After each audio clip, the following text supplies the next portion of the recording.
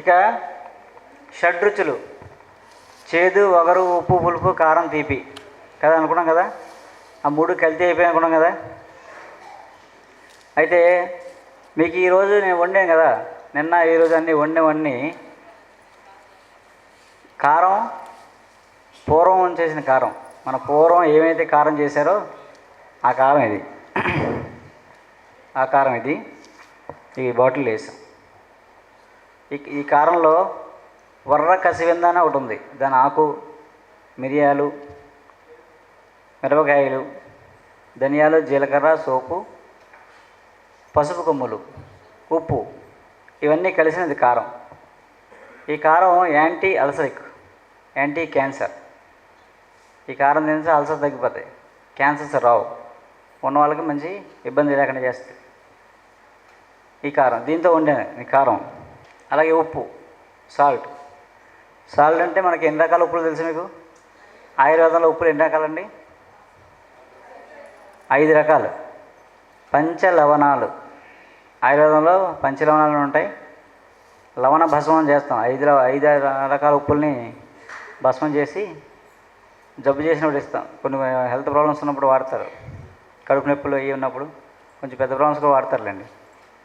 అయితే అందులో సైంధవ లవణం, సముద్ర లవణం, కాచలవణం, విడాలవణం, సంవత్సరవణం. అందులో విడాలవణం ఒకటి తినము, మిగతా తింటాం. ఆ 4 రకాల ఉప్పులతో ఇవి తయారు చేసాం. ఒకటి ప్లాంట్ నుంచి వస్తుంది, ప్లాంట్ ఎక్స్ట్రాక్ట్. మిగతా అన్ని ఒకటేమో సింధు నది ప్రవహించే కొండలని ఉప్పు కొండలు, అది సైంధవ లవణం. సముద్రం నుంచి వచ్చేవి 2 రకాలు. మొత్తం 4 రకాల ఉప్పులు ఇవి. 4 మిక్స్ చేసి ఒక సాల్ట్ తయారు చేసాం మేము. ఈ సాల్ట్తో వాడుతున్నాం. జనరల్గా థైరాయిడ్, బీపీ, షుగర్ ఉన్న వాళ్ళు చక్కగా వాడుకున్నాం. పేషెంట్ చాలామందికి ఇదే ఇస్తాము. క్రానిక్ పేషెంట్లందరికీ ఈ ఉప్పు వాడుకోమని ఇస్తున్నాం. ఇది దాదాపు 10-15 ఏళ్ళ నుంచి వాడుతున్నాం. ఇకపోతే వగరు. వగరు అంటే మన ఆయిల్స్, మనం వాడిన ఆయిల్స్ ఏంటంటే వేరుశనగ నూనె, నువ్వుల నూనె, నెయ్యి కదా మనం వాడుకున్నాం పూర్వం. అంతేనండి. నెయ్యి చక్కగా వాడాం, అప్పుడేం బాగున్నాం. చక్కగా నువ్వుల నూనె వాడుకున్నాం, బాగున్నాం. వేరుశనగ నూనె వాడాం, బాగున్నాం. సొంతంగా ఆడించుకుని వాడుకున్నాం, వడపోసుకొని. అప్పుడేం ప్రాబ్లం లేదు. రిఫైన్స్ వచ్చాక మనం మొత్తానికి దెబ్బతిన్నాం. అయితే ఇది అలాగే. ఈ ఆయిల్లో నువ్వులోని 30%, ఒక 10% నెయ్యి, 60% వేరుశనగ నూనె. అది ఆ నూనెతో మీకు ఇప్పుడు ఇందాక అన్నీ తాలింపులో పెట్టినాయి, పులుసులో పెట్టినాయి. మేము మధ్యాహ్నం పకోడీ కూడా దాంట్లోనే వేస్తాం. చూద్దాం ఎంత టేస్ట్గా ఉంటాయి. ఈ ఆయిల్ తింటే మీ బాడీలోనే చెడ్డ కొలెస్ట్రాల్, చెడ్డ కొవ్వు మంచి కొవ్వుగా మారిపోద్ది అనమాట. పూర్వం మనం అలాగే తిన్నాం కాబట్టి మన బాడీలో ఉన్న కొవ్వు విరిగినట్టు మన నువ్వులోని వేరుశనగలో ఉన్న కొవ్వే మనకు బాడీలో ఉన్న కొవ్వుని విరగొట్టేవి. అప్పుడు హార్ట్ అటాక్లు ఎన్ని ఉన్నాయి? ఎక్కడ లేవు కదా. కొలెస్ట్రాల్ లేవు, గుండె జబ్బులు లేవు, హార్ట్ అటాక్లు లేవు. అవి తినడం వల్ల బాగున్నాం. ఎప్పుడైతే రిఫైనరీకి వచ్చామో అవన్నీ వచ్చాయి. ఇది బెల్లం. బెల్లాన్ని మేము ఏం చేసామంటే 10% తాటి బెల్లం అండి, 50% బెల్లం, 40% పటిక బెల్లం కలిపి పౌడర్ అన్నమాట. నిన్న పాయసం చేసాక మీకు పాయసంలో ఇదే వేసాం. మామూలుగా పులుపు ఏంటంటే మనం అచ్చంగా సంవత్సరం అంతా చింతపండు తినలేదు. చింతపండు చారు ఎందుకు తాగేమో తెలుసా? మోషన్ కానప్పుడు విరోచనకారిగా చింతపండు పులుసు పెట్టుకుని చింతపండు రసం తాగేవాళ్ళం, విరోచన అవడం కోసం.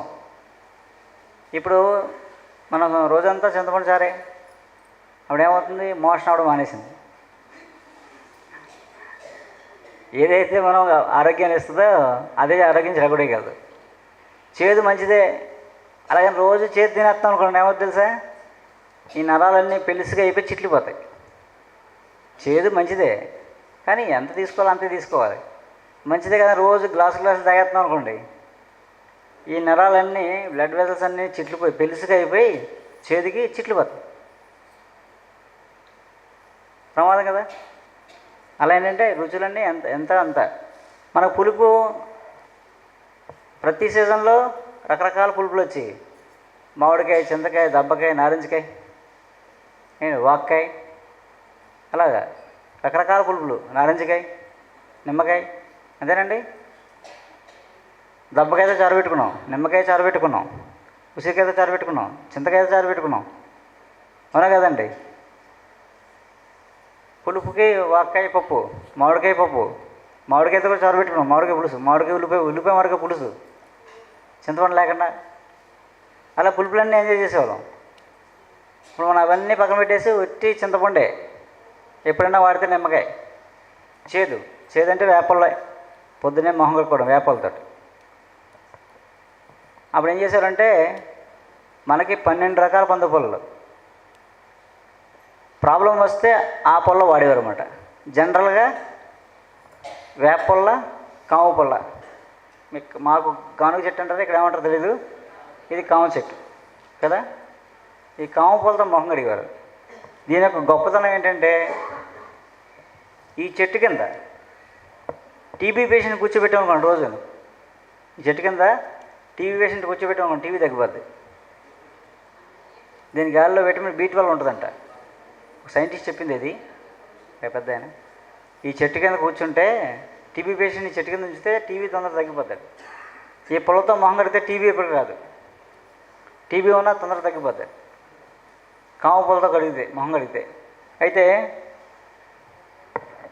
చింత చెట్టుకి ఒక స్టోరీ చెప్తాను. అంటే ఇంతకుముందు వేప చెట్టు, చింత చెట్టు కథ చెప్పాను. అది కాకుండా చింత చెట్టుకి ఏమంటారండి? చింత చెట్టు ఉన్న చోట అందరూ దెయ్యాలు ఉంటాయంటారు, అవునా? చింత చెట్టు మీద దెయ్యాలు ఉంటాయో లేవో దేవుడి దగ్గరికి. కానీ చింత చెట్టు మొత్తం రాత్రి పగలు కార్బన్ డైఆక్సైడ్ రిలీజ్ చేస్తారండి, జబ్బు చేస్తారనమాట. అంటే ఎక్కువ కూర్చుంటే, చింత చెట్టు కింద కూర్చుంటే, చెప్పాను కదా కదా, ఒక 40 రోజులు రోజు చింత చెట్టు మళ్ళీ చేస్తే ఎండిపోయాడు, చిక్కి సెలి అయిపోయాడు. చింతలు కలిగించేది అనమాట. అందుకని మన పూర్వంలో ఏంటంటే ఏదో ఒకటి పెట్టకపోతే మనం ఇబ్బంది, మనలో పట్టించుకోమని చెప్పేసి చింత చెట్టు మీద దెయ్యాలు ఉంటాయని పెట్టేవారు. చింత చెట్టు మీద దెయ్యం ఉండదు, వెళ్తే మనం దెయ్యంలో అయిపోతాం. విపరీతం వేడి చేసేస్తాను. చింత చెట్టు కింద వేడి, చింతగాలి చాలా వేడి చేస్తుంది మనిషికి, ఉడికొచ్చేస్తుంది. అదనమాట. అక్కడ చెట్టు కింద ఉన్న వాళ్ళందరూ ట్రైబల్స్ చింత చెట్లు ఉంటాయి, చుట్టూనే ఇల్లు ఉంటాయి.